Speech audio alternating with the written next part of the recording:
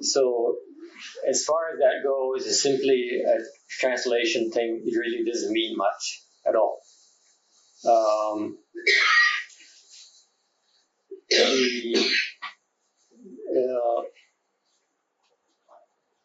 It shouldn't be taken literally. Actually, in English, we shouldn't have to use the word like.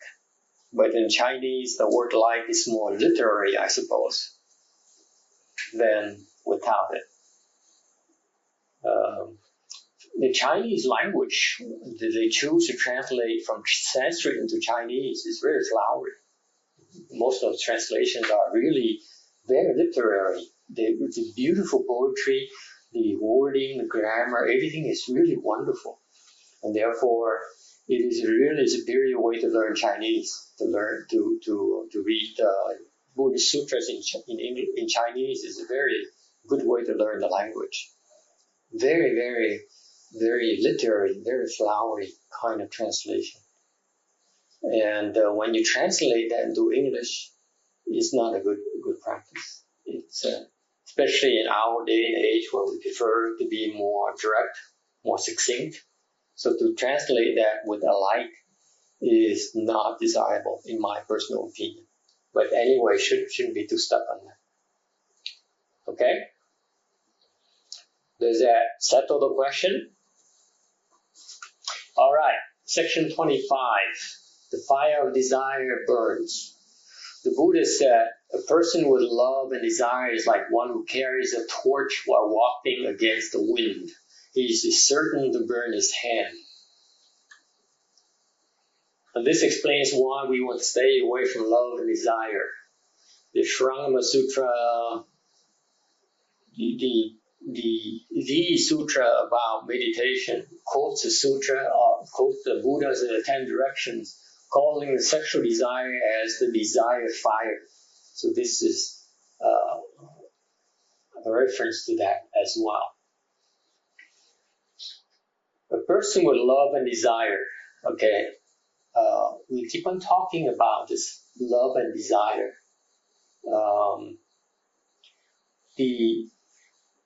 Is like one who carries a torch while walking against the wind.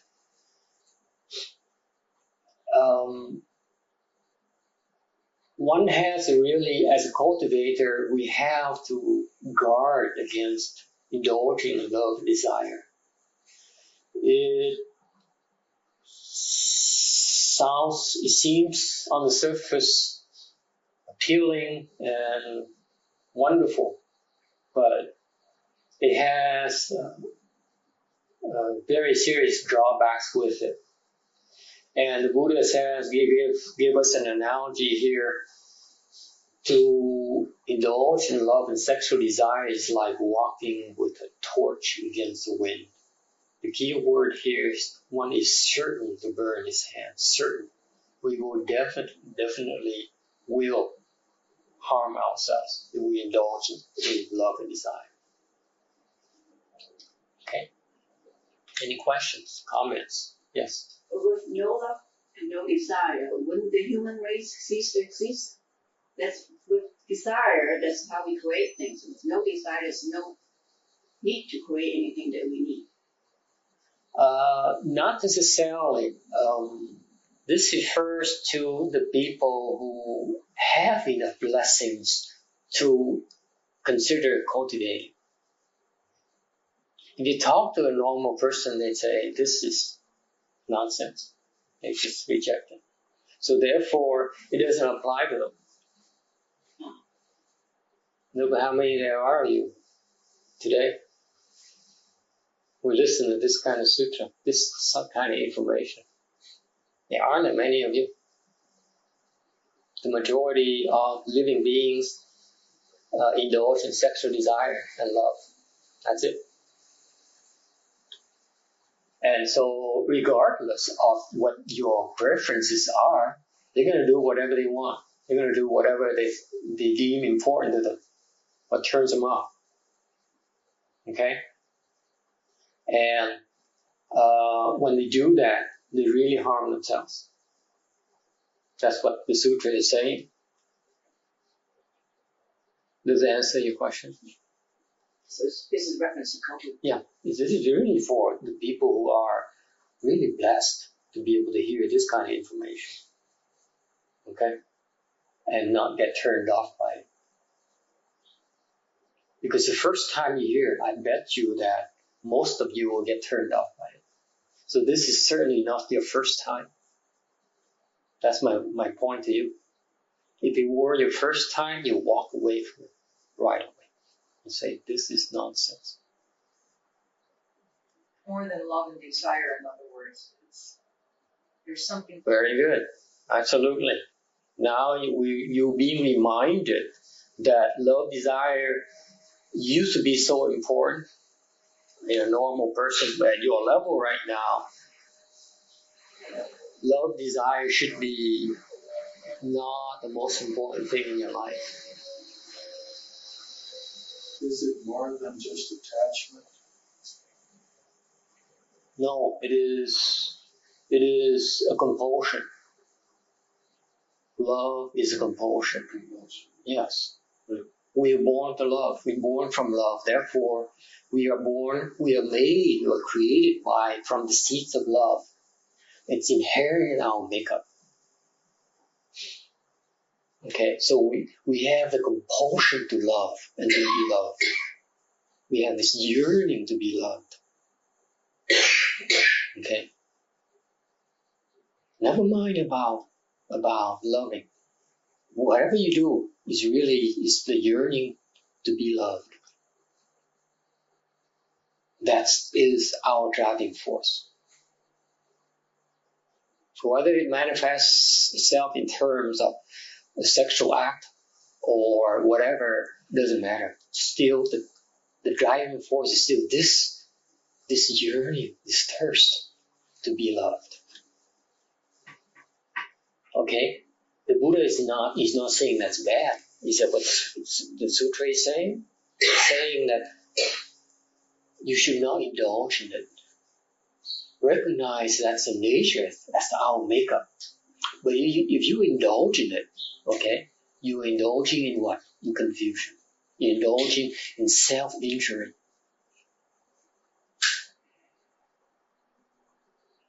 All right? It's a very powerful message here. It's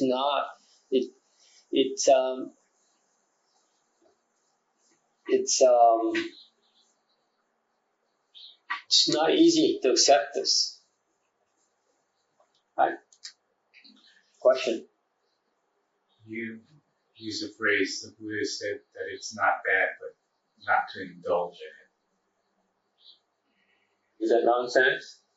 You have a problem with that? I'm not clear on that. Okay, that's a fair question. First of all, there's a fact that the fact is that we are driven by the yearning to be loved. All right? You should recognize that. Whether you like it or not, that's our makeup. That's how you function, that's how I function.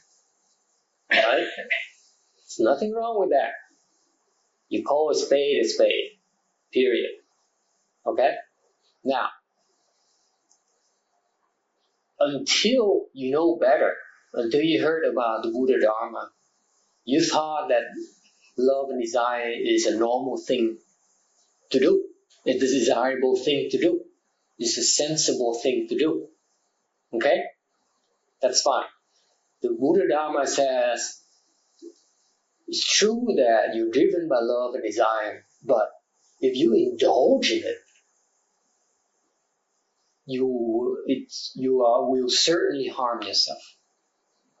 Just as sure as you walk against the wind with a torch, you're sure to burn your hands. All right. So far, so good. So it says, the Buddha Dharma says here, even though there's a yearning inside you says to be loved, but if you yield to it, you indulge in those pursuits, you will end up hurting yourself. For sure. By recognizing what you just said and what this says, and you have the desire, Yes. You then recognize the desire and don't participate in it as the indulgence. Yes. You have a choice. You have a decision node right there. Decision point. Which fork are you? There's a fork. Which branch are you taking? You say, I'm going to continue to indulge in love and desire like I always done before in my entire life. That's the branch you're taking. And the sutra simply says, you certainly will harm yourself, whether you like it or not. So once you're learning, if you follow the learning, you're following the Dharma and you are cultivating correctly. Not correctly is a kind of a loaded word. Well, Okay. For us low-life staff here, that's the way we have to look at things as we learn. No, you shouldn't take it at the absolute level. The way I take it is that we are being fed with information about our choices that we've been making in our lives. Yeah. Okay, for example, okay, you go to a convention away from home, okay, and you send on business and you stay in a hotel and because you need to do some business out of town. And that night you go down to a bar upon your colleague's request and you run into a lady. Okay? And she expressed interest in you. Alright? So what do? You say, naturally your mind says, I'm married. I'm not referring to you. Okay? Or I have a girlfriend. Or I have engaged. I have a significant other. This is a perfect chance for me to indulge. Right? And so it happens that you can indulge. Okay? Let's say it's mutual consent. Mutually, upon mutual consent. And you indulge in sexual desire. Okay? All the Mahayana is doing is says, when that happens to you, beware that you're going to get hurt for sure if you indulge. That's all we get from this teaching. It doesn't say, you do it, you're going to go to hell. Okay? It simply says, if you indulge, you will get hurt. Period. And you know what? If you indulge, I think most of you will agree that you broke something in your relationship with the significant other. Wouldn't you? Well, you little boys don't know what I'm talking about. Okay. They do it. But when you have another person in your life, an important person in your life, and you indulge in that, okay, you breaking the basis of trust. You're harming the relationship you have with the other person. Whether the other person knows it or not is irrelevant. You yourself know that you are unreliable. You cannot be trusted. And you have a low opinion of yourself already. So you're harming yourself. Right there. Forget about the other person knowing or finding out. And from that, for most people, it gnaws at you. It keeps on gnawing at you until you do something stupid. Either you repeat the same mistake over and over again, or eventually it translates into your action that reveals it to the other person. And that's it. You have to realize that between two people, whether it's the same sex or different sex makes no difference, it's that bond of trust that you build as part of your foundation of your relationship. You damage it, you're hurting yourself. Okay? So Personally, when I read the sutra, I find that the word certain to be true, right there.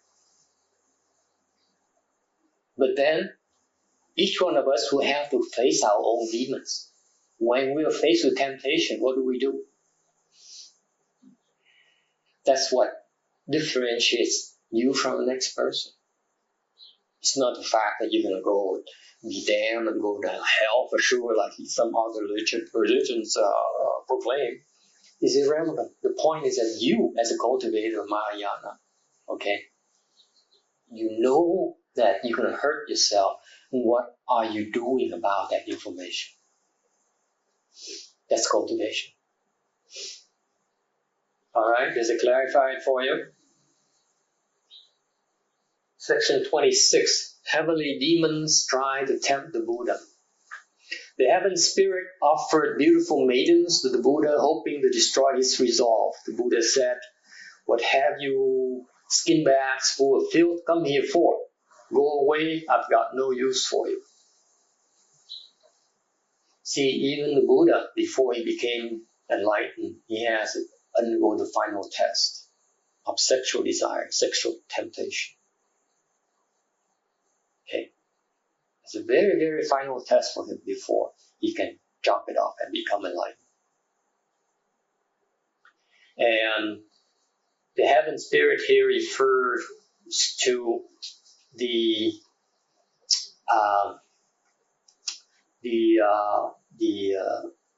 heavenly demon king, King Mara, one of the very powerful heavenly kings up there who lives in the sixth desire heaven, the top heaven. And at that heaven, they really indulge in sexual desire. If you talk about women and men, they have the most handsome men up there as well as the most beautiful women. Incredibly beautiful. If you think the women down here, you've seen those actresses are, the sex symbols of pinup girls, they're nothing. They're like monkeys. Okay? And so when the Buddha was about to become a Buddha, the heavenly King Mara sent his daughters and offered them to the Buddha. His daughters are called jade women. Okay, yu nu, meaning that they are as beautiful as refined as jade. Jade is supposedly a beautiful precious stone in China. And so the Buddha said, "You skin bags full of filth, come here. What are you here for?" Skin bags is a very well-known Mahayana reference. It refers to our body as a skin bag, full of filth. The full of filth are usually skipped, but it's a skin bag implies it's full of filth. See, our body is really a skin bag that's filled up with a lot of yucky stuff. You ever open your skin up, you see that if you ever slit your hand or anything, you see inside is very ugly. And after that, it leaves a scar. And I don't know why people would go through cosmetic surgery.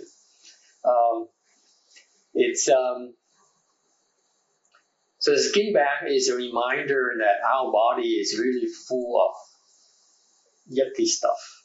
Okay, there's no need to be so attached to it. Whatever we see as beauty is only at the skin level. Underneath is pretty filthy. It's rather offensive of a concept, but that's the plain truth.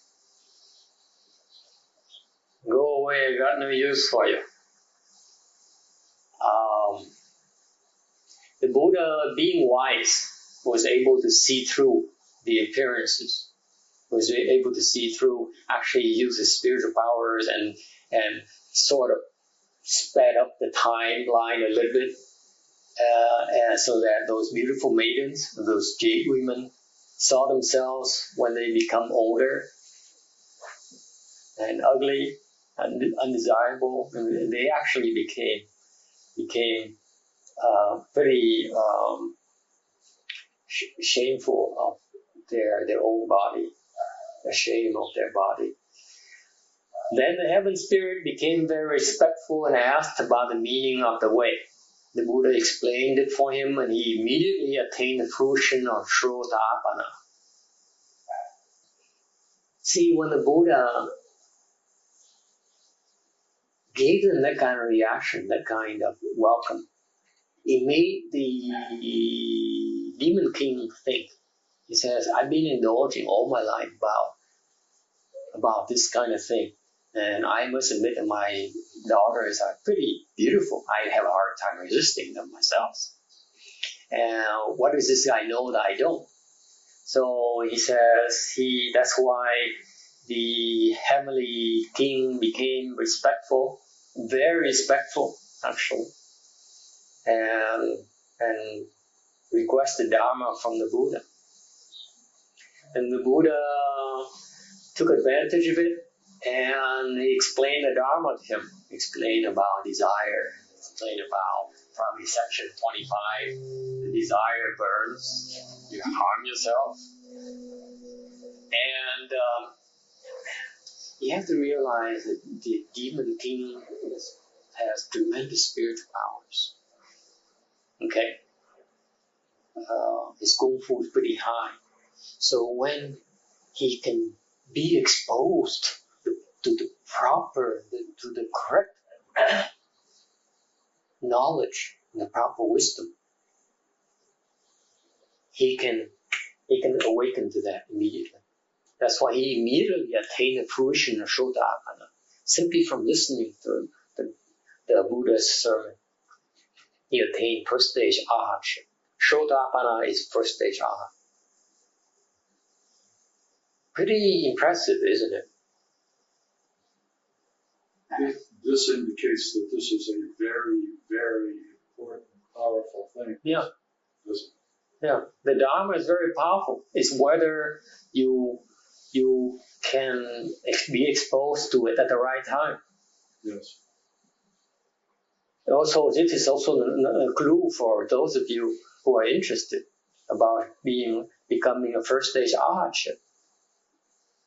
Look at the context of how this evil guy here, this evil dude, became first stage arhatship. He came with the intention to harm the Buddha. Okay? What did he harm the Buddha with? Sexual desire. Temptation. He himself cannot resist this kind of temptation. This is the best he's got to offer. And if he could look beyond that, he became a Shrotapana. This is how we ought to listen to the Sutra lectures. It's more than simply a simple story. There's a reason for why it's spoken. Okay? So do not think that the heavenly demon king is totally a bad dude. He's enlightened. Believe it or not. So the sixth heaven lost their king? No, he's still the king. He's still the king? He's still indulged in sexual desire. I thought he knew better now. So you told us on the last one, you know better, but you may not function correctly. Again, this is an elevator. which floor do you want to get off? You see, I'm so used to staying in the basement and inhaling those fumes and and getting such a kick out of inhaling fumes. That's why I hang out. It's your choice.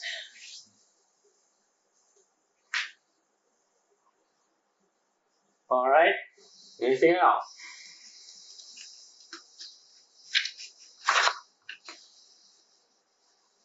Section 27. One attains the way after letting go of attachments. The Buddha said, the person who follows the way is like a floating piece of wood that courses along with the current. If it does not touch either shore, if people do not pluck it out, if ghosts and spirits do not intercept it, if it is not trapped in whirlpools, and if it does not rot, I guarantee that the piece of wood will reach the sea. There's lots of ifs here. And every one of them is us. Okay. The point here is when we cultivate, we try to avoid getting caught by the two shores, okay, of emotion and desire. What are the two shores? One shore is the shore of views and thoughts. Okay? That's us, ordinary people. Okay? And the other shore is of emotion and desire,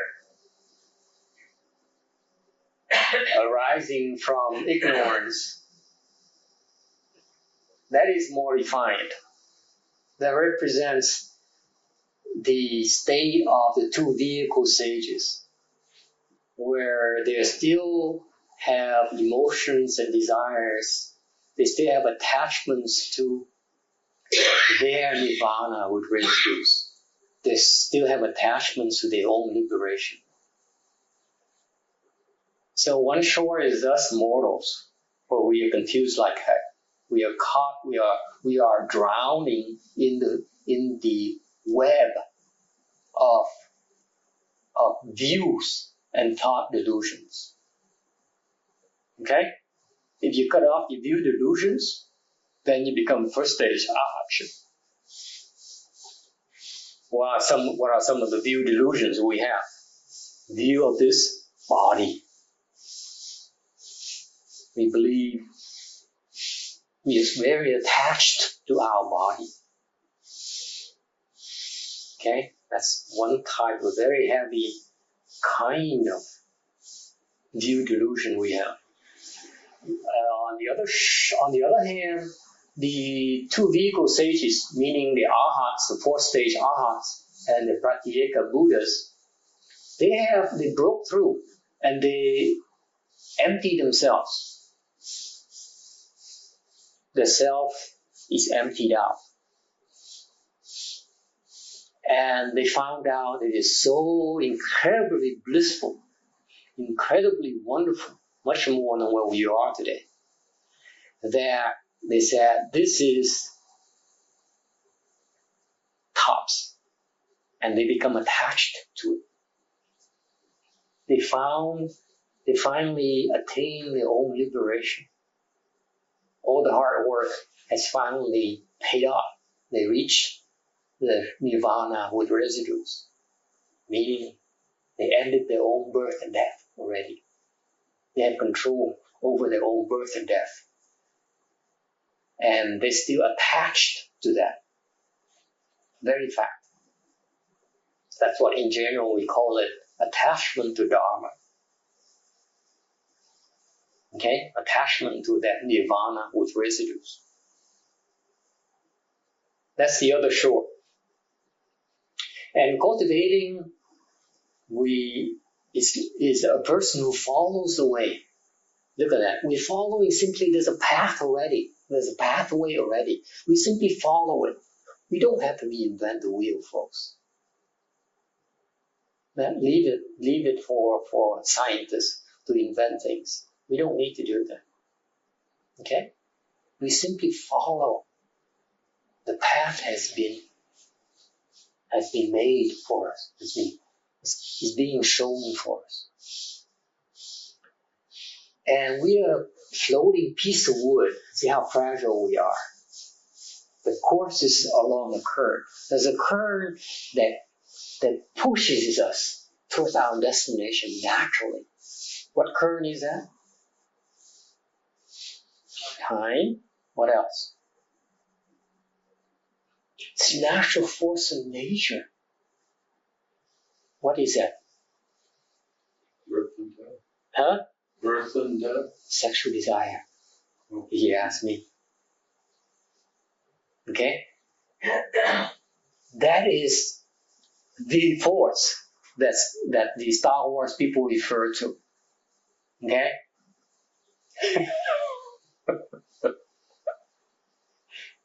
Or there is a natural flow of forces, okay, along that river of cultivation. Okay? There is a system of forces you can draw upon in your course of cultivation that will allow you to get to your destination, meaning the sea. Okay? The sea symbolizes Buddhahood, your final destination. Okay? And we are simply a small piece of wood that floats, that courses along the current. Okay? What we need to do when we cultivate is to ensure that we don't touch either shore. Do not grab onto the shores. Do not be caught in any of those two shores as we course along the current. Okay? That's a very important thing. That's us. Okay? Do not be attached to views, to our own delusions, nor the delusions of the nirvana residues. Okay? That's not ultimate. There's still much more wonderful things ahead of us. Okay? Either shores are very, very, very attractive, very alluring. Think about it. We are a small piece of wood, so uncertain, floating up and down. Okay? So the temptation is to go to grab onto a shore for certainty, for security, for the known. Okay? So it takes a lot of courage, takes a lot of faith and belief. It says, I'm going to keep on coursing along. I'm going to avoid getting caught in the appearance of security, appearance of the known, the safety of the known, the safety of the familiar, the safety of the comfortable. Okay? That's what we ought to do first. What's the second if? If people do not pluck it out, what does this refer to? This represents not getting caught in the nets of deviant views. What's deviant views? Any other thing, any externalist activity No. that would distract you? No, not necessarily. It's very simple. When you talk like that, you never finish. Bottom line, what's a deviant views? See, Mahayana, once you understand, is very simple. Okay? Deviance is not believing the law of cause and effect. Doesn't it cover everything you can think of? That's deviancy. Deviancy in Mahayana is that you do not believe in, subscribe to the law of cause and effect. Where are the people? You don't believe in karma. Where are the people in that? I'm sorry? Well, it says the people do not pluck it out. I don't understand. How do people pluck out their cause and effect karma? It's coursing along the current. You pluck it out.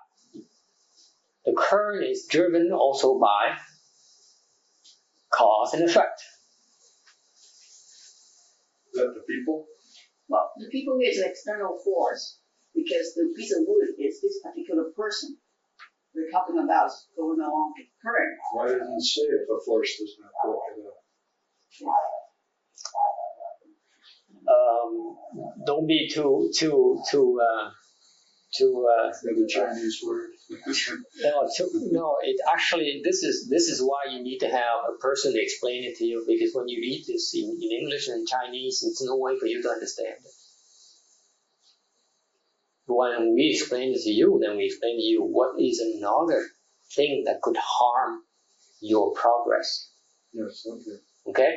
For example, if you practice the externalist path, and you do those things and you make progress, you progress up to 8th level samadhi, right? They don't have to believe in cause and effect. Right?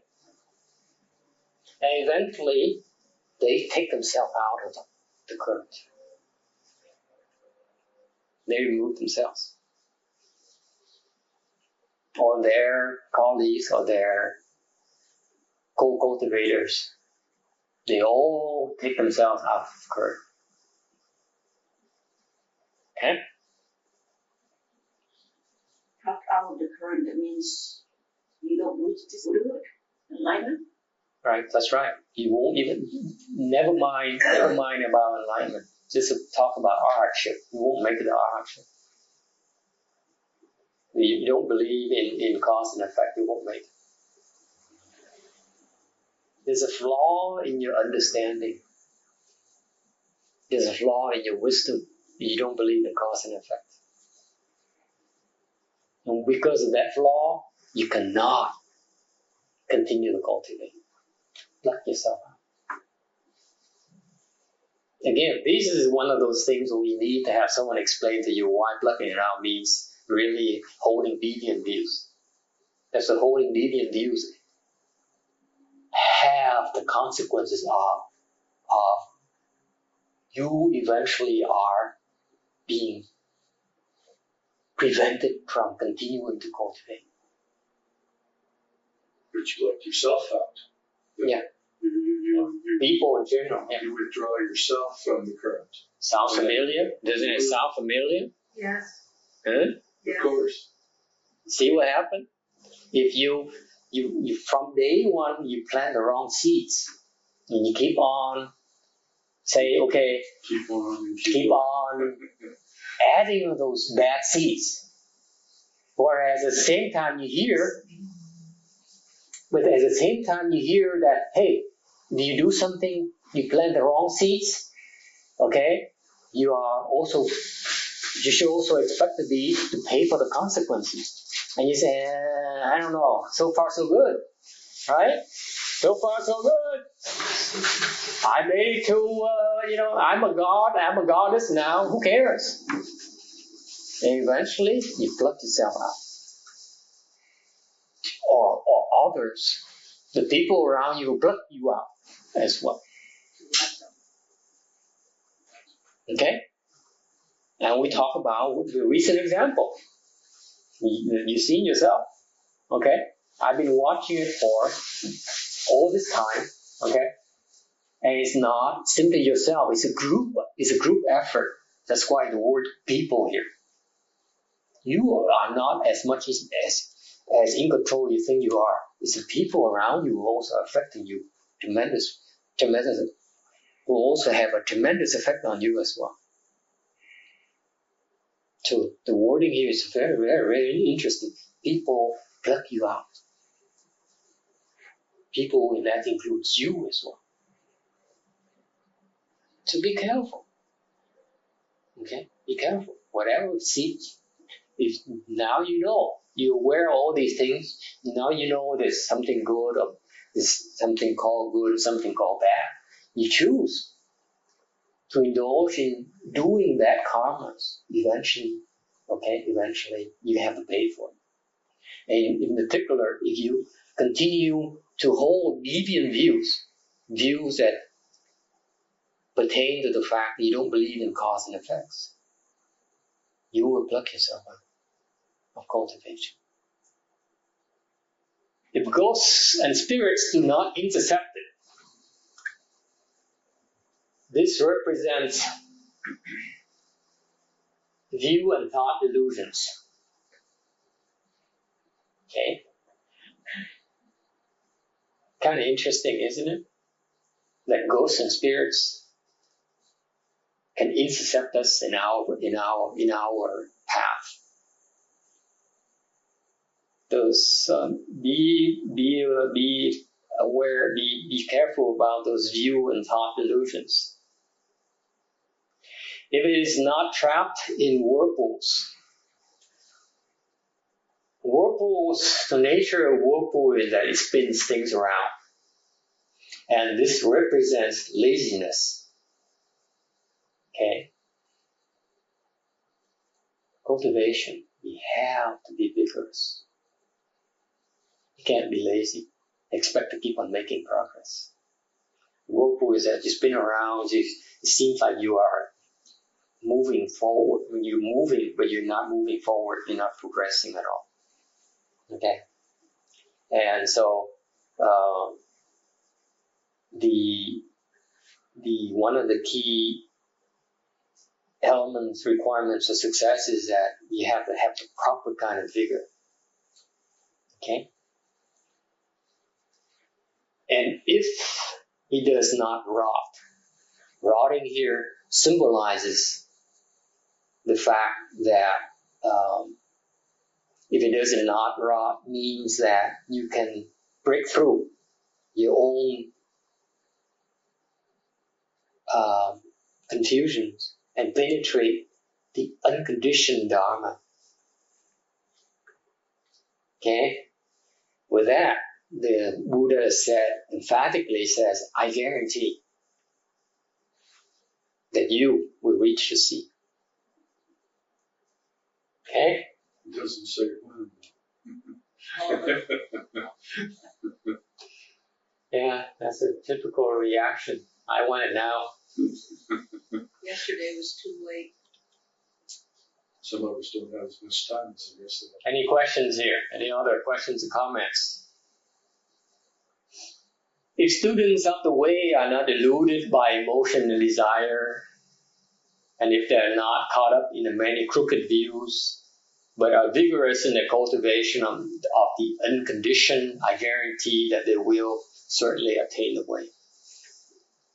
Prior slide is the analogy. This is the actual description of that.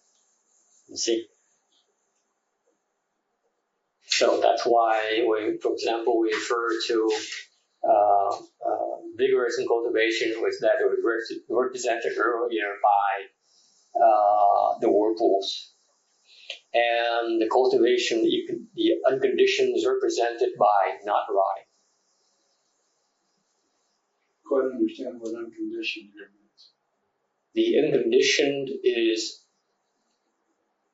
What is conditions is something that depends on another thing for its existence.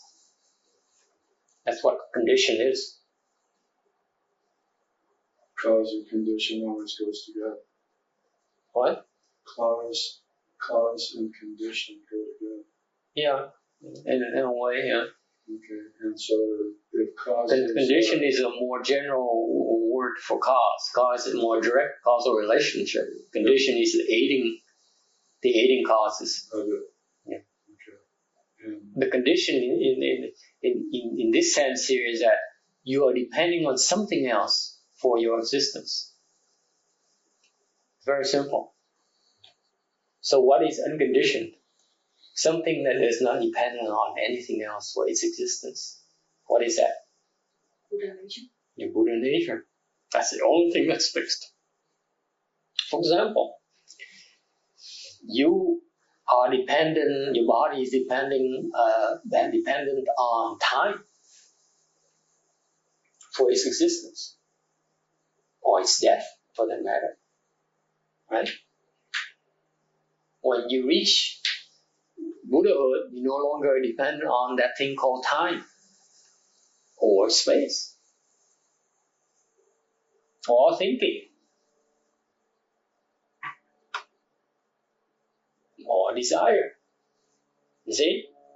Your body is depending on sexual desire for its existence. All right. Anything else?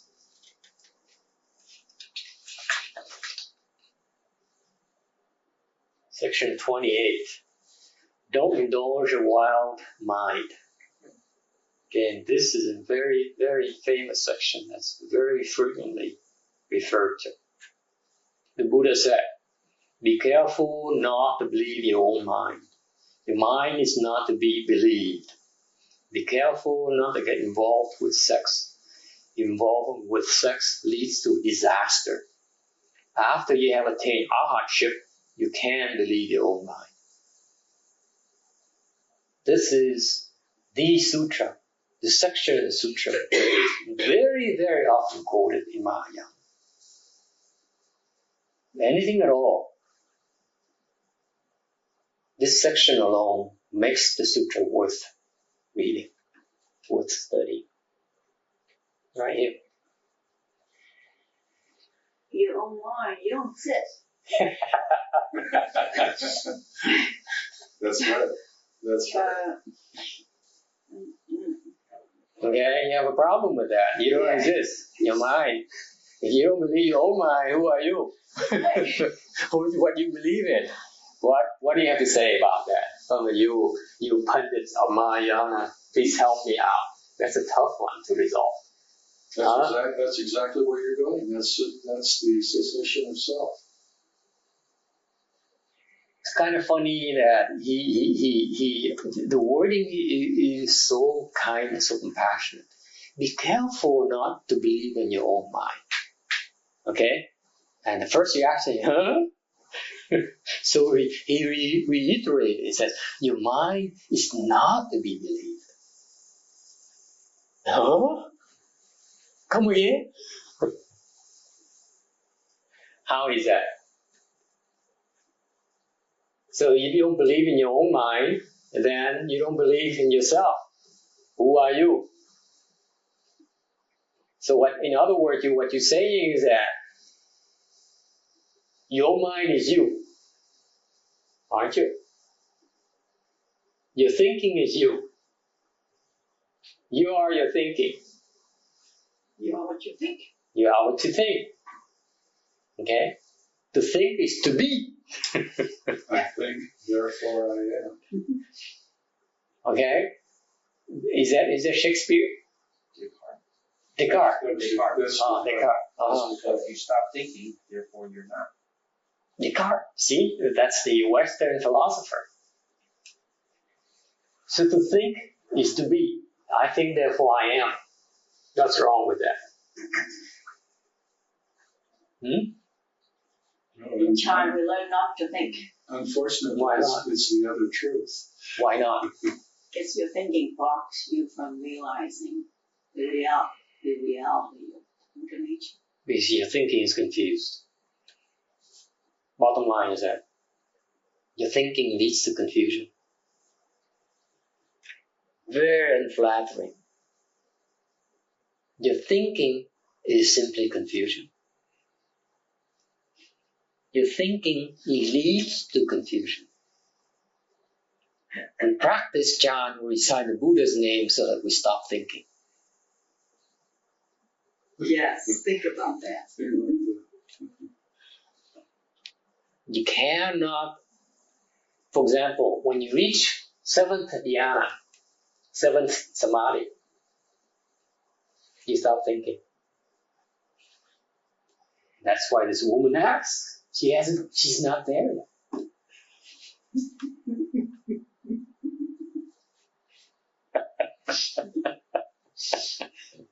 Until you reach seventh samadhi, even though you're in samadhi, you're still thinking.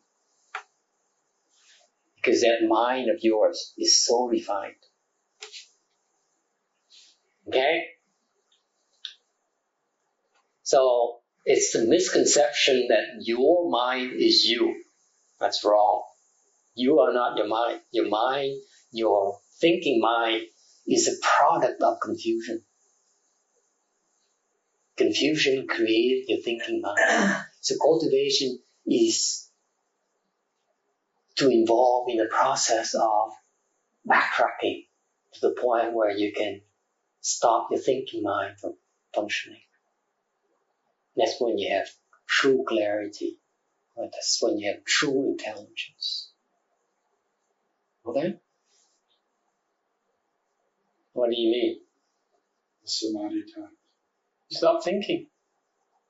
Your thinking mind stops functioning. I know, but I'm asking you. But when you're not, it is in control. That's why Buddha says your mind is not to be believed. As long as you're thinking, as long as you still have, as long as you know your conscious mind is still operating, okay? Don't believe. That's what the Buddha says. Yeah, it's confusing you. It's Trying to interfere.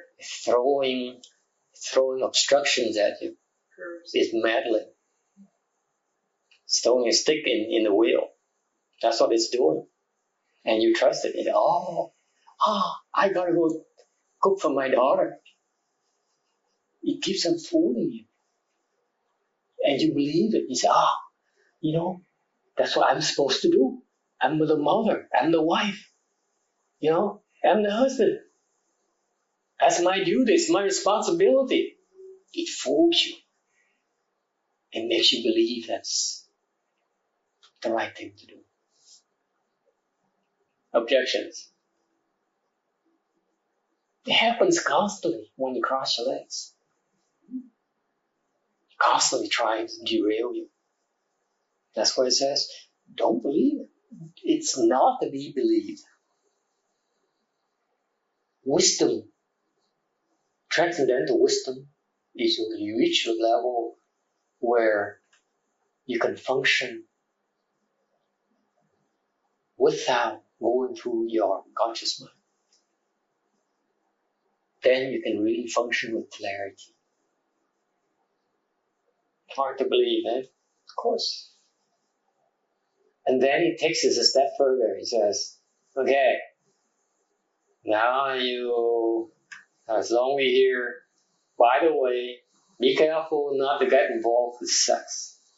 Involvement with sex leads to disaster. He's not mincing words, is he? He said now, before it's love and desire. Now it says section 20, it says it's about sex, boys and girls. Okay? Before we are in polite company, so we talk about things, we beat around the bush a little bit, we be a little bit flowery and literary. But now, since since we added, it's about sex. You indulge in sex. Okay, sex leads to disaster. I have such a kick when I read this. Because you guys should be up in arms and say, I protest. Enough is enough. True? No? Come on, be honest. How can you exist without sex? Until you feel it, you can't talk about it. Let's be honest about it, okay? I remember when I started to meditate, I went to this herbal medicine doctor, okay? Not a bad one.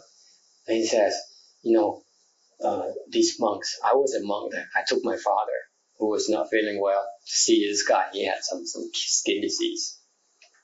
And so he was teaching his student. He said, look, see, this monk is pretty healthy. He doesn't need to sleep much. He doesn't need to eat much. Eats, and so on. Extremely healthy. My father his face is always pink, which is a very bad thing when you meditate. But anyway, besides that, worldly people look at that as a sign of health. Okay. And he says, and he's been a monk, you know what, guys? He's been a monk for 10 years already. Okay, well, not 10 years, for 6 years. So, well, he's been a monk, okay, for some time now. So we have a problem here, guys, because his manufacturing plants keep on producing it. You know what I mean? It doesn't stop. Just because you become a monk doesn't mean you stop producing it. What do you do with the excess? This is a fact of life. You have a body, I have a body. Okay? What's this nonsense about not getting involved in sex? And at the same time, your factory is still at work. Your hormones keep flowing. Huh? What kind of nonsense is this? Could you tell me? Would someone explain to me? How is it possible? Can you buy this kind of dharma here? This kind of nonsense? First says we have a body, okay? We're born from sexual desire. We're driven by sexual desire, okay? And naturally, physiologically, that's how we function. That's how what we are supposed to do. How is it possible? Just the people who become monks don't have as much of the hormone. But they're still producing it? No. Come on. That's not true. Come on. They have to contain it. How? Cross your leg. Come on. Listen, you work in the office. If you use your brains too much, what happens to you? I'm being very blunt here today. What happens? You get a headache usually. No. Sexual desire increases. Oh yeah. Next time that happens to you, you pay attention and see what I mean. You have an imbalance in your system. Just the same thing when you're producing the yin elements in your system, you're creating imbalance in your system. Okay? So how can you cultivate? How? I taught you already. To rebalance, you have to cross your legs and go back. You rebalance yourself. Rebalance and When you're out of balance, what do? go back the other way. You cross your legs and regain your balance. So the mere fact of your crossing your legs, the mere fact of your reciting the Buddha's name rebalances you. That's what people don't know. That's worldly people don't know. Do that. Cross your legs. You cultivate. You rebalance yourself. You regain balance. Otherwise, you cannot function. Actually, you take a step further. Actually, there's something more physiological that happens. That actually takes care of the excess. It transforms the excess into energy. That's a Taoist secret, by the way. Like physical energy? I mean, Life energy. but not like. The force. Look. Essence. But that's before it transformed into energy. And that's how the Taoists live so long. Yeah. It's one of the reasons. The life Yes. force. They don't lose it. Yeah, they don't lose it. They don't lose it. They keep on harnessing it, transforming it, and storing it.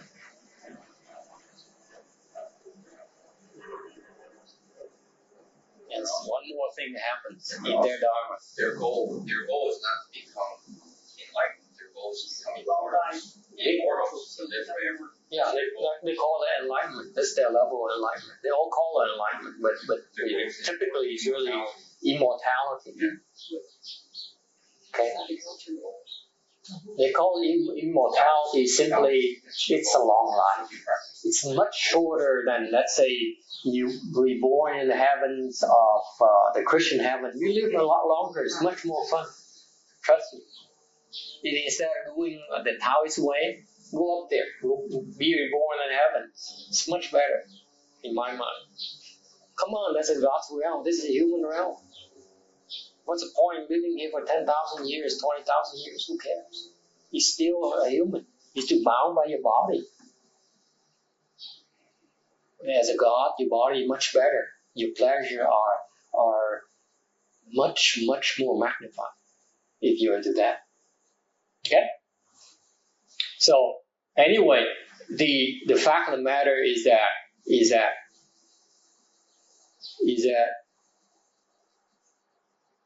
to say not get involved in sex is unreasonable because of the imbalances that are created, unless you know how to deal with it. Okay? I figure you guys wouldn't know how to raise the right kind of objection about sex, and therefore, as a monk, I decided to explain to you a little more about sex.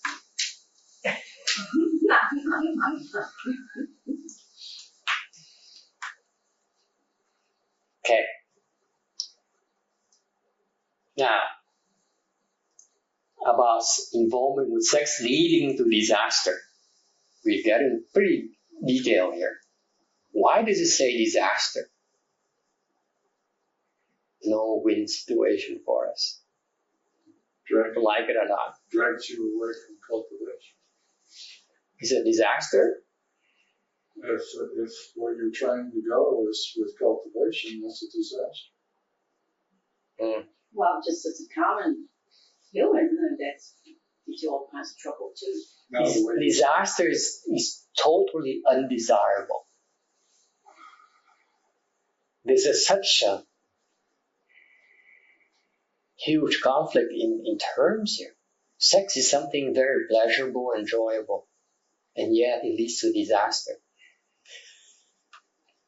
Objections? Every action has a price. The interesting thing here, folks, is disaster. The word here, disaster, applies to all living beings. This section is so powerful, so blunt. Whether you're God or goddess, you're involved in sex, it leads to disaster. Okay? There's a story of an immortal who's been practicing in the mountains for a long, long time. And he developed tremendous spiritual powers. Okay? And those guys, they are dead set against indulging sexual desires. Okay? And so he has tremendous spiritual powers. And as such, he made quite a big name for himself. That even the king knew about him. Okay? And the king of the country decided to draw near him and bow to him as his master, his teacher. And he agreed and taught the king. Okay? So he would, every now and then, he would go to the king's palace to receive offerings. Okay? And teach the king. And the way he does is that he would fly from his mountain to the king's palace. Hey, if he has spiritual powers, why not? He would fly. He would ride on the clouds and ride the clouds over the king's palace, get down, and talk to the king and receive offerings.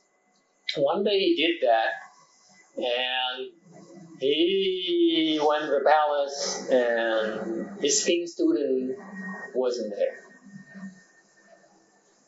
And who was there to greet him? The king's daughter. A young and beautiful thing. The skin is so white, so smooth, and she's so well taught. She saw the immortal coming, landing on the terrace. So she was there waiting for him. And so she bowed to him. And the way you bow, you learn to bow properly, you open your hands, right? The palm of your hands. You know what it means? You receive the feet of the person you bow to. That's what it means. In fact, when you have some real kung fu, when you do that, you bow, let's say you bow to the Buddha or the Bodhisattva and you're sincere about it, you can probably feel that somebody's feet is being put in the palm of your hands. Okay. Hard to believe. Okay. Why hasn't happened to you yet? Not enough tofu. Not sincere. Not sincere. No. Not sincere. You see, everything we do has a meaning behind it. If you don't believe in that, you go, okay, I do it because it looks good, or because he does it. See, funny how the phone now rings today. We've been doing this for a while, right? And no one ever called, right, until today. No, it's I know not. it It's happened before. Happened before? Okay, never mind. Never mind. Okay.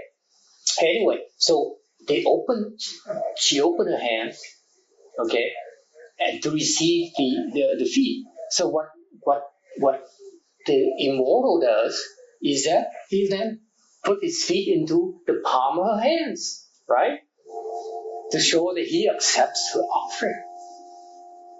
This is an offering to you, okay? You accept it, they step the feet, they step into the hands. What are you offering then? You're offering your respects, Okay. your difference. So by stepping into You say you accept it. Think about it. Back then, the Buddha was walking barefooted. People bow to him. A king bows to him. He would bow barefooted into the palm of their hands. Think about it. That's how. Survivor China, they didn't. The 16. me. The program Survivor China, the new Survivor program, opens at a Buddhist temple, and they all walk in, and they bring the 16 into the Buddhist temple, which was absolutely beautiful. And I'll turn it on to see the beautiful statues. Yes, and they are going through a welcome ceremony to welcome them. Mm-hmm. And they do the praying, and all the monks are standing up. Yeah. And there's one that's a Christian missionary radio host, and she just left the ceremony. She said, I was taught not to idols, yes. And the whole twist of having it in China is that the Buddhists, they said, believe in leaving all your things behind. So they had to leave their suitcase and set off on 39 days with just the clothes on their back. But the scenery-wise, it's beautiful. When did this start? Thursday night. Excuse me for interrupting. That's all right, yeah. But I thought the ceremony was so interesting. Yeah. How they were welcoming that. So they bow, they open their hands or not? The monks did, but the other people Never did. some went down, but they would not put their hands up. Yeah. But did they know it's supposed to do that? They may not. They may not know. Doesn't happen. It's not necessary. I thought they were supposed to leave everything behind. Well, that's when they came back out to get their suitcases. They were told by Jeff Probst that Buddhist tradition, you leave everything behind. So this survived. They only left their physical things behind. Yes. They brought all their mental baggage with them. Yes. They should have reversed it. So this immortal then stepped into the princess's palm of her hands, and then he discovered that her skin is so smooth, her hand is so soft. That's a physical contact, mind you, and that More false thinking. very precise. We're sexually aroused. That's it. Spiral They down. lost it. Falling down the spiral stairs.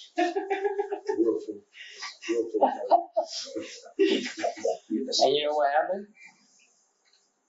He lost his spiritual power. He lost all his spiritual power. All of them. Just from a touch? Huh?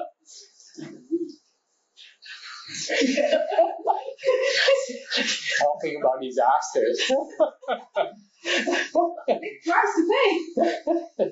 This guy, his purpose in life is to develop spiritual powers, right? Live in the mountain, give up everything, especially, listening to woman's voice, thinking about all the things you can't do. Okay, it's nothing. Up in the mountains, right?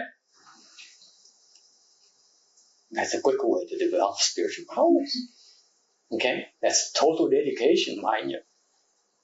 There's no running water, no toilet, no nothing. Okay, and for him to lose all his spiritual powers, just like that. Well, some of you disasters means probably losing some money, losing, something you like. For him, it's spiritual powers, and he lost them all. So after he received the offering and it's time for him to leave, he said, "Okay, I'm leaving now." And he walked back the mountains. Walk. One He lost everything. 10,000 years of cultivation, single thought disappeared. In one instant, you lose it all. Master, I'm just going to let the dogs out of our house. Okay. I'll be back. It's the open door, don't worry. Okay, anyone else can relate about sexual disaster? Okay, after you have attained arhatship, you can believe your own mind.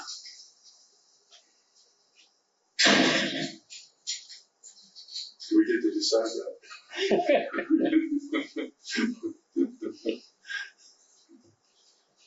What do you think? I think not. Wrong. Is the state of mind for an art constantly in that state of mind, or just drifting in and out? I mean, the thinking mind and then non-thinking mind? Or? Good question. When you read Venerable Shinhua's comment of this section here, I think either him or someone else there in this section, or maybe not the sutra. He says, ahats, after you attain ahatship, it says here, you can believe your own mind. Venerable Shinhua says, you can believe it a little bit. Oh, okay. That's the answer to your question. There are times when you can believe it. There are times you can't. Why? Well, the Buddha comes. Yeah, because there are times when he's confused, that's why. It's not until you become a Buddha that's when you have no confusion whatsoever. Okay? But Venerable Shinhua is very, very kind. He says you can trust it a little bit. There's a little bit of clarity in God's mind only. Just a little, and that is incredible wisdom. What does it say about our state of mind? Total darkness. Fascinating. We live in darkness. The thing that we train and try to perfect our mind, right, is totally unreliable. So our lifetime in trying to be in control of our mind, right? It's a futile undertaking. That's what the sutras are saying.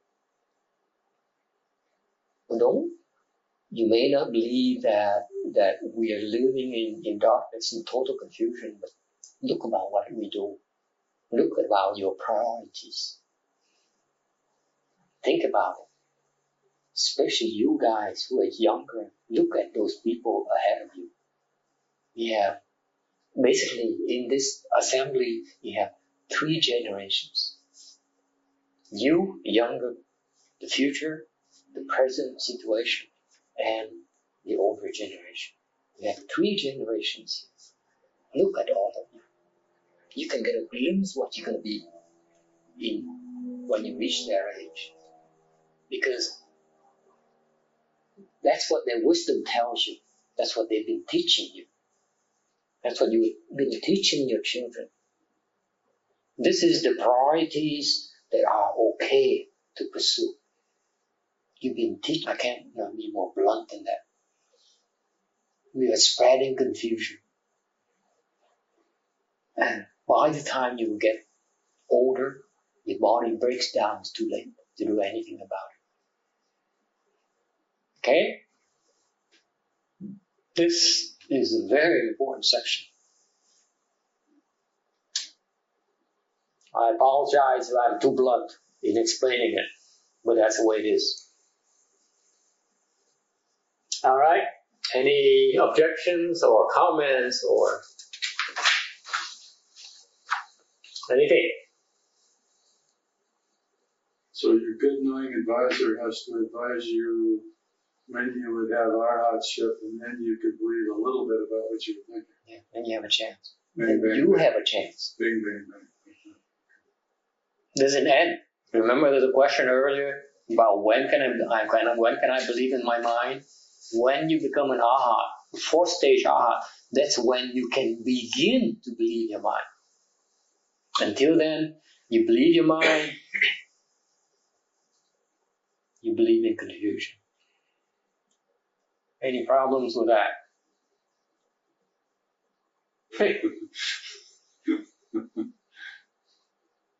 So our world is really a house of cards. It's built upon confusion. And we invest our lifetime pursuing confusion, pursuing delusions. That and live in Cultivating, learning more and more about the right things to do, and doing them. not trust your mind at work. How do you not trust your mind at work? It takes a false mind to create false things. There's nothing wrong with that, because that's what you're indulging in. You're indulging in falsehood. You're indulging in falsehood so that you can sustain your falsehood. That's what you commit your energy to do. Does it make sense? What do you want? You decided, I'm going to want to earn money. I want to pursue this, pursue that. Okay? You're pursuing after false things. Therefore, you commit your energy to creating false things on top of false things.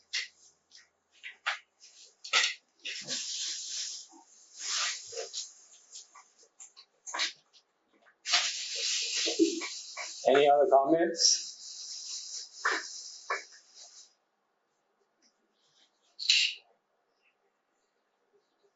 In other words, you're committing your energy to creating falsehood. Eventually, it catches up with you. Eventually, your energy runs out, time runs out, your body wears out. That's what you do. Sometimes you don't have a choice. Let's say you bring children into this world. You have to take care of them. Okay? That's the way it is. But if you have a choice, what do? You have to answer that yourself. Thing we do in the moral world false? Yeah. Because we would be. There's a Chinese saying. Everything is false. Because everything is an illusion. Everything is an illusion. And we are perpetuating Everything is conditioned. Therefore, we're perpetuating the falseness, the falsehood. That seems to make sense. Even procreation is falseness. We are prolonged. We are feeding into the falseness. Together, if we all died No. and didn't procreate, I mean. No, We have to live two lives, really. no. Unless It's two lives. You do one unless you leave spiritual home. and one non-spiritual. Unless you leave home. Well, but you carry the spiritual with you, but. Right. It's who's talking about leaving home here? We're talking about cultivation. Okay? Leaving home is one form of cultivation. The bodhisattvas are not left home people. Most of them are not. What? No. Bodhisattvas are not necessarily left home people. They're just like people like you. But their path is different. But their dharma is different than yours, definitely. Because when you're talking about bodhisattvas, we're talking about a level of wisdom is even higher than our hardship.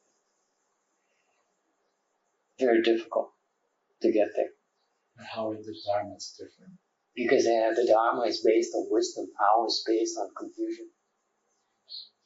Dharma is based on confusion. No. The way we function. Okay? Dharma refers to a lot of things. Okay? So, to be more precise, the way we function is based on confusion. Our platform is confusion. Our platform is Windows or Mac. Okay? It's not transcendental wisdom. I was with Mel when you say, how do you cultivate and not leave home? I mean, when I hear this, it seems the only way you can go about doing this is to leave home. No, not at all. Not at all. Living the home life is a very, very difficult thing to do. Because look at the attachment you have. Never mind about leading the home life. Look at that, how much time you can cross your legs a day. How many hours? How many minutes? 5, 10 minutes? Can you go 4 hours? Why not? You know the answer to those questions. Every day they change. So, at the level of cultivation for you to even be able to commit yourself to 4 hours every day of practice, can you? How about 6? Can't. So leading home life is doing it full time. Simply put. Okay? So at your level right now, you can't even commit X number of hours of cultivation a day. Then never mind talking about leading a home life. It's not reasonable. You have obligations. How can you cultivate? So the cultivation is about a commitment and about going in the right direction. Okay? Even when you look at me like a monk, maybe in a couple of years I return to lay life. Who knows? You never know. Okay? But you try your best and you commit, you put the time and commit into cultivation. That's the nature of cultivation. Don't be stuck on one form or the other. Mine happens to be more drastic. Okay? Because I could afford to do that. I have the conditions to do that. You don't. You all have families. You all have obligations. I chose to sever my obligations, sever my ties. It's not your dharma. Mine is different. Okay? Now the bodhisattvas, some of them are bodhisattvas and yet they have a family. Because they're there to practice a different dharma than yours. You may, on the surface, they may have a family, but they're not as attached as you are about your family, about your love and your desires. They're not as attached to you. So their dharma is different than yours. even though they manifest the appearance of having a family. Okay? Same thing in my kind. In my kind, maybe you have monks, nuns who are enlightened. Okay? And their dharma is different than mine because they don't practice the same, they don't have the same kind of attachments to my kind of attachments there. Okay? For example, I might be attached to, I don't know, food or a temple or money, whatever, or fame, adoration, who knows? They're not attached to those things. Even though they manifest, even though they swear the same things I do. Okay? So each of us is different. The point is that what is your level of cultivation? Where are you? Where do you want to go? That's the main thing. What can you afford? What is reasonable for you? What works for you? Okay? That's the bottom line. There's bodhisattvas that have families. They're not confused. You're not confused. Well, how do we get out of confusion? That's what I want. You become enlightened. You practice. You end your confusion. You have choices. That's where you have to decide for yourself. Okay? So what I've been hearing so far, the wild mind, the monkey mind, it cannot be trusted. I want to put an end to it, right? I want to end it. Then what is your level of commitment? When do you want to end it? How much can you afford to invest? How much can you afford to commit? Okay? You have to be realistic. You have a lot of obligations in the forms of family ties and family responsibilities, which I don't have. Okay? Because I'm different from you because I chose to do away with those ties and those responsibilities. You're not the same situation. You have to look at yourself in a realistic fashion and say, okay, if this is the direction I want to go towards the direction of enlightenment. What are my choices? I'll tell you two choices. Number one, you become a first stage arhat as soon as possible. Okay? I would commit, if I were you, I would commit a lot of energy and resources to become an arhat, first stage arhat, as soon as possible. First stage arhat have not ended sexual desires. Okay? They still love like crazy. Look at the heavenly, the heavenly demon king. That's the lesson. Get the first stage arhatship because that's when you have the first sense of control over your life. And the second thing is that go for rebirth because that's the ultimate insurance policy you can write for yourself. Because you always have to have that if, like in the cultivation prior section, there are lots of like 4 or 5 ifs. You have no control of those ifs. So you better buy insurance. Okay? Get insurance policy. Go for rebirth. You all have insurance, don't you? You spend money every month. You spend part of your asset base to buy insurance. What I'm telling you is that the best investment of your material possessions is the rebirth.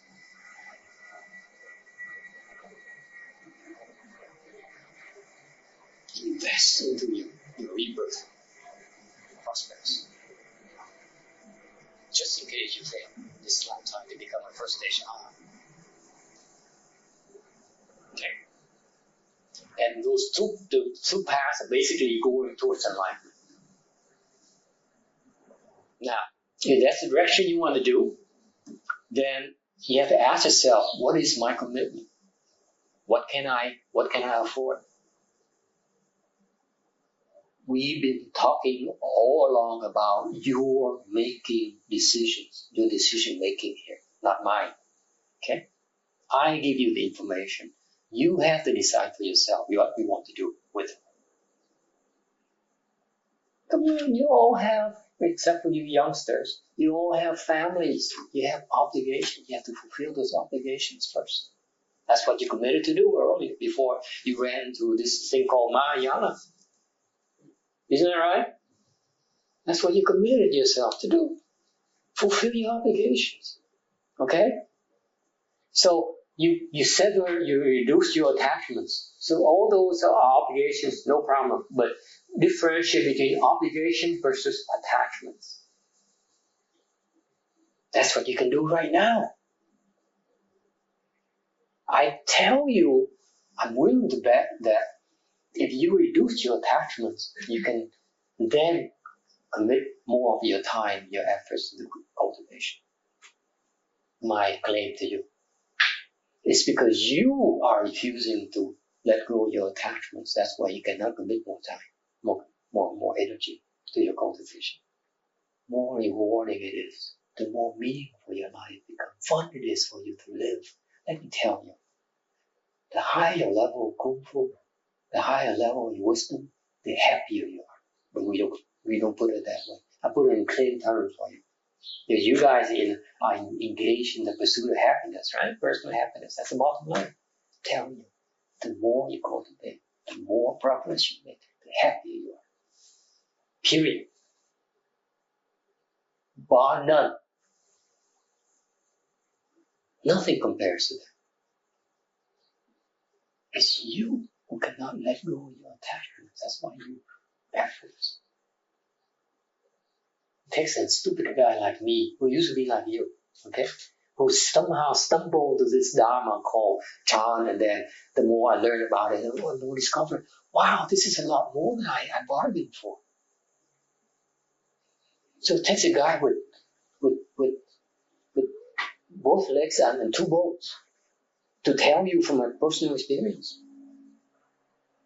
It's you, it's me, who are afraid to let go of our attachments. To us, it's a loss. Little do we know. It's liberation. It's happiness. It's bliss. It's wisdom. True giving.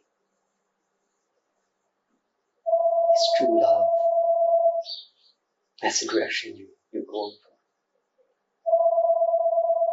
Because let's face it, even though when you think you're helping, you're gonna say,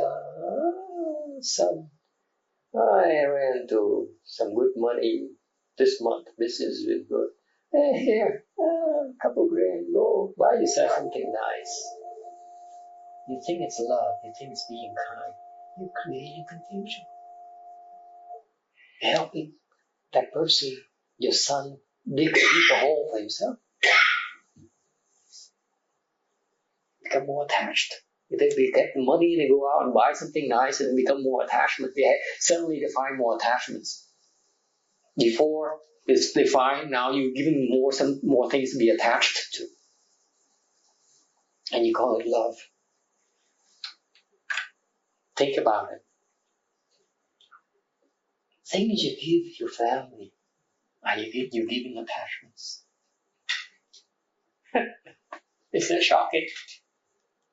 You're creating confusion. So what do? You give and then you speak Dharma. That's why you have to learn more Dharma. You have to open your wisdom so that you give and help them liberate from their attachments. That's true giving. Otherwise, that kind of giving you're doing is giving confusion. All right? Yes. Terrible thing. Money is the worst thing you can give. Worst thing you can give to anyone. Dirty, and creates a tremendous level of attachments they can't let go of. Especially you old people, you think leaving inheritance is to your leaving things for your offsprings. you're doing a terrible disservice to me. That's my claim. Perpetuating confusion on top of confusion.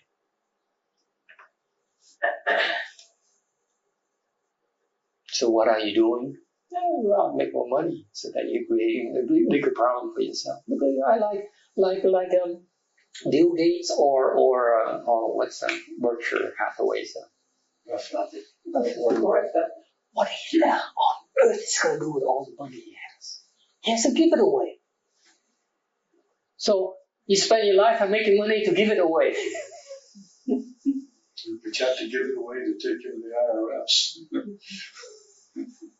Think about the fertility of your life efforts. But actually, that's actually the cause and effect. That's a cultivation, but that's an external cultivation. They're going to have money again, but they might have illness. Yeah, and what they do is they give me some excuse, lousy excuses to talk about them, and to you, but it's more than that. It's because you go to a deeper level and you go in that direction. It's more to it than that. You can't say Warren Buffett is stupid. I can tell you that. You can't say that Bill Gates is stupid. Can't. The guy is superior. He's a superior man.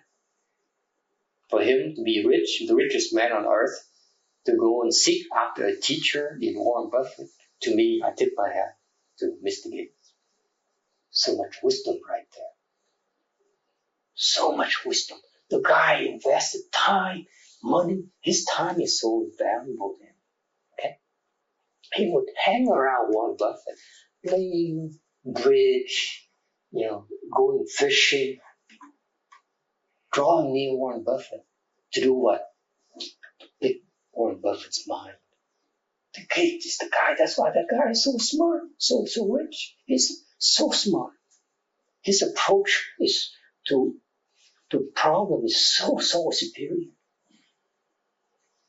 There's a man who can have anything he wants, and yet he keeps on seeking for wisdom. It's incredible mind. Incredible, superior. And he's superior even to the point where his teacher now is still stuck with a bag of money. And Greg is willing to let go of that, go beyond that. Isn't that superior to you? To me, this guy is brilliant. He can learn and execute. This is what Warren Buffett taught him. This is my interpretation. Okay? You have to open your heart. Money is important, but the next step for money is what? If you have money, see, you cannot consider yourself rich until you go beyond your attachment to your money. What do you do next? You go into things like culture, things like art. Okay? Why? You're broadening all your sense organs. Aren't you? You're going for beauty. That's the next level. If you say, if I count I judge my success based on the amount of money I have in my bank account, so my asset base, that's enough. You have to go beyond that. You have to see beauty in money. That's how you liberate yourself in your attachment to money. So they go after beauty. They go after arts. They invest in arts. They invest in, arts is the visual arts. All still sense organ based. And then what do they do next? What's the next level? Charity. Spirituality. Charity. They have to see beauty in giving. See, art and culture is still what? Your possessions. You have to let go of possession, you go into charity, you go into spirituality. Spirituality for these guys basically building churches, building temples. They give it away. You see beauty in giving. All these guys, incredible minds, they see beauty in those things. Gates saw beauty in all those things. Now he's gotten to the point of beauty in giving. He commits his life to do that. I mean, a major part of his life to do that. It's a beauty of mind. But eventually, they still have to turn to Mahayana. Just all those are still based on what? Confusion. Based on this thinking mind. The thinking mind that finds beauty in giving. Actually, they go in the wrong way. Oh yeah, you can go quite a ways. You go quite a ways. They have waste a lot of money and they'll exhaust those pathways and then find out the dead ends to keep on going. They actually take a long trip. The problem is that they will not be able to free themselves from the particular path. The path is you build attachments on top of attachments on top of attachments. Okay? That's the long and arduous path. Yes, more refined. But still, in the end, still. But just as dangerous, even more. It's much more refined. See, so we go from attachment to a beautiful sunset, to attachment to a work of art, to attachments to charity, attachments of peace, spirituality. It's still based on what? This processing mind here. It's the wrong approach to the problems. Okay? So what does it say, in other words? Each one's an attachment, so you don't have to feel. You're not blessed enough. You don't have enough good roots to be able, they cannot go to the Harvards and the Stanfords of their training. Come on, it's not for everyone. Well, I like it or not, we can't all go to Harvard to get an education. It's not meant for everyone to go to Harvard. Well, you can't deny Harvard is an important institution, right, for education. They set the standards. Mahayana sets the standards of cultivation. And Venerable Shenhua is so kind, so compassionate that he set the standard in practice with the DRBA. His standard is so high in terms of practice. Okay. Any other questions? Yes. Could we go back to what you mentioned a few minutes ago about confused lay persons practice? Best bet, two things. One is to go for first level asha. First stage aha, yes. By committing more time to the time practice, meditation. Yeah, you have to say, just like everything else in life, okay, when you came to this country, you said, education is important for me. I'm going to get my degree, okay? So I'm going to commit my time, my resources to get a degree first. Same thing. You have to make that commitment to go towards your goal. If your goal, we all have, you all will become Buddhas, whether you like it or not. Okay, you planted the seeds for that already. It's a matter of time. Okay? Now the question for you, you have to decide, what is my timeline here? Now that I know about it, now I'm aware of that. What is my commitment? What do I want? How much can I afford to commit to go after my goal? That you have to decide for yourself.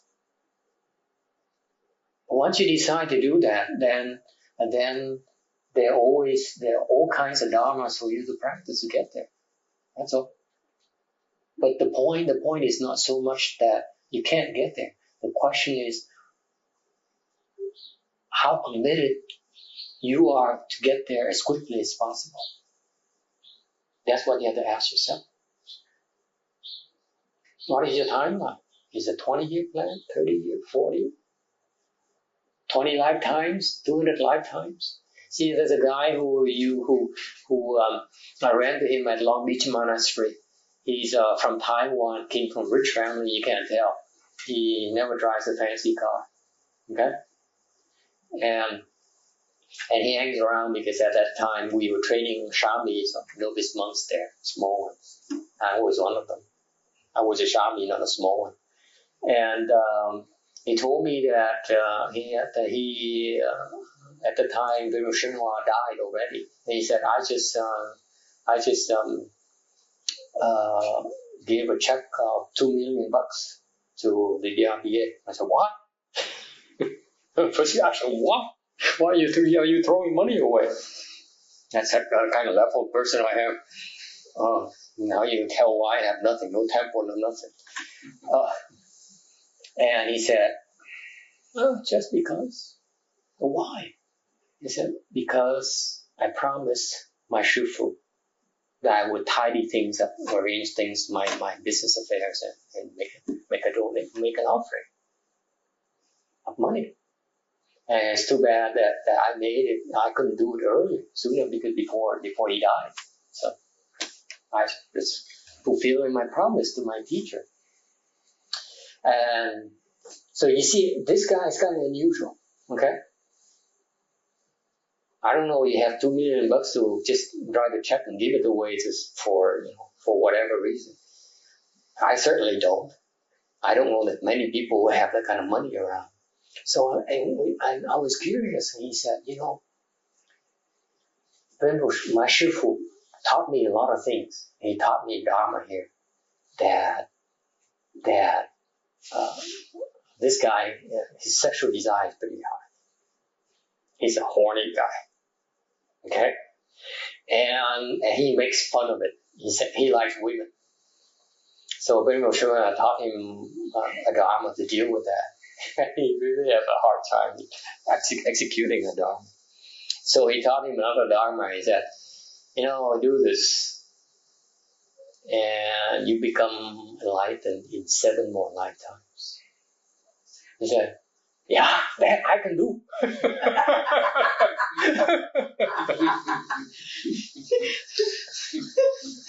It's up to you. He can't let go of his women.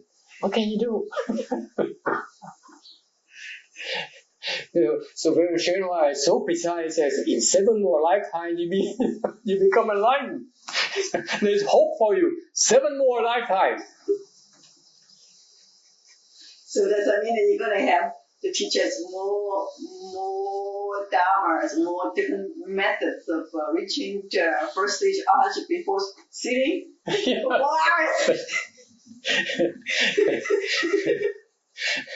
You have to make a commitment. It's you who are not willing to make a commitment to do it. Okay?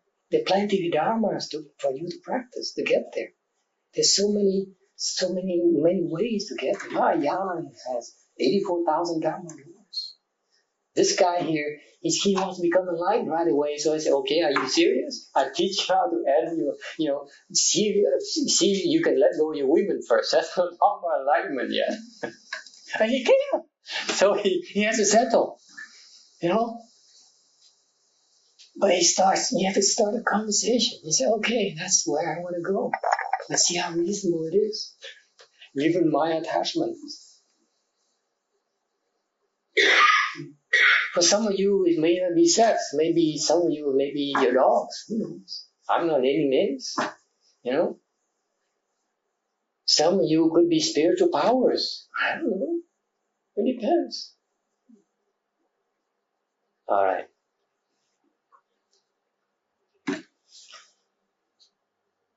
The last comments. Seems like you still want to talk more about it, right? Another question was concerning the rebirth practice. Are you talking about the healing practice for the rebirth, or what are you talking about as an insurance policy? Yes. Could you be more specific about that? Buy insurance. Don't be stupid. And what do you mean by buy insurance? I don't know. Invest more, understand more about the Pure Land Dharma door, and do whatever it takes to increase your chance for rebirth. Do whatever it takes. That's what I call buying insurance. Concrete actions that we could do. Okay? For example, when you practice the way you practice 1 hour in the morning, okay? That's buying insurance.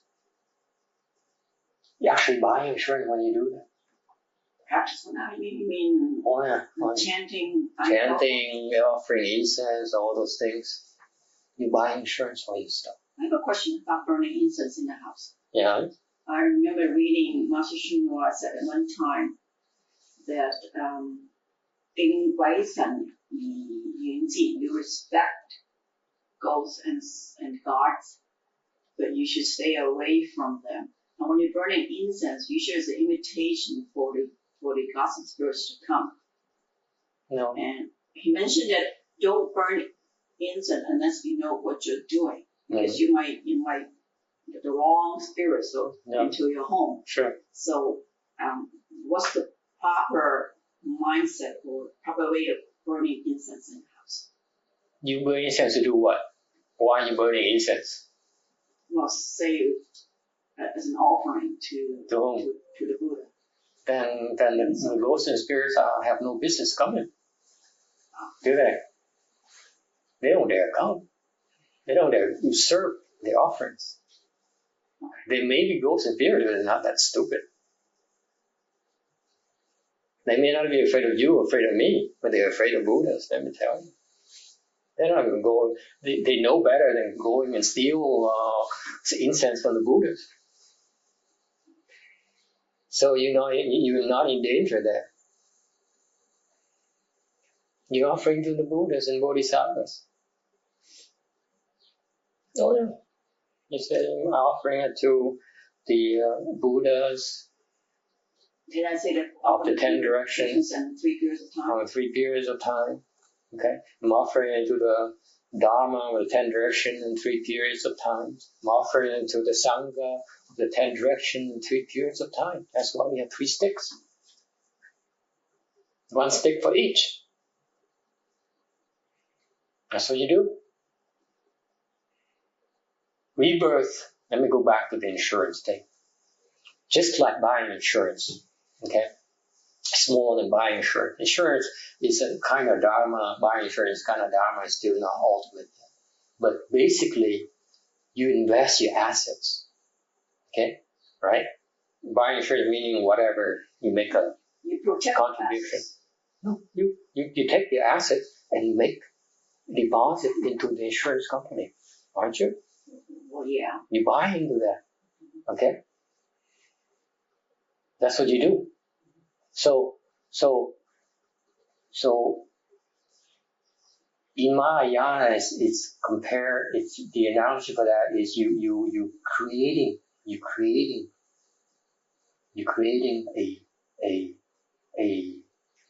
adding good roots in that area, that arena. You're planting the causes for rebirth in the Pure Land. Okay?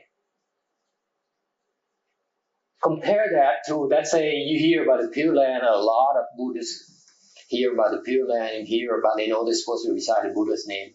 And guess what? When there's a Buddha recitation session, they're too tired. They don't recite. To me, that's not buying insurance. Okay? Because you buy insurance meaning every month you make a payment, aren't you? That's what you do. You make a payment, that means you're creating merit and virtues in the Pure Land Dharma door. So you're accruing your asset base. Okay? So next one is time for you to go. When you die, you can't afford to board the space shuttle. Okay? This is no ordinary vessel here. There's something called Pure Land vessel that you need to have enough blessings to be able to afford it. Am I making sense? So don't say that, oh, I'm a Pure Land person, and then you don't recite the Buddha's name. When there's a chance for you to practice the Pure Land Dharma door, you are absent. You don't show up. You're not paying the insurance policy, are you? If that's the case. Every month you're supposed to make a deposit, make a payment. Every time you encounter Pure Land Dharma door, okay, you see it and you don't participate. You're not making a deposit. You're not making a payment to your insurance policy. That's the analogy. But that's not enough yet. Okay? Because when we practice, what happens is that we practice that we get to the point where you enter this Buddha recitation samadhi that's going to ensure us rebirth. If in this lifetime you practice the Pure Land Dharma door and you enter the Buddha recitation samadhi, you recite the Buddha's name 10 times, okay, without any intervening thought in between. Okay, that's called samadhi. You can do that. You are guaranteed rebirth. I can tell you, I know a lot of people who have attained that already. They are guaranteed rebirth. That's what the Sutra says. That's what we practice. Okay? And then, so you're accruing all these things that you buy, as a space shuttle. I'm sure in the future when they have space travel, you're going to have economy class, they have business class and first class, and maybe a penthouse, who knows. Okay? That's what you keep on making the deposits, because it differentiates between the classes of that you belong, that you can afford in the future. You go to the Pure Land, you're going to be reborn maybe in a bigger palace or and so on versus smaller palace. It's personal preference. I like bigger palaces. I don't know about you. Okay? I want the biggest I can afford. And then what happens is that this is the one thing that I hope someday the RBA will wake up to. My shifu used to do that. Because buying insurance is not enough. You have to cash it in. Die.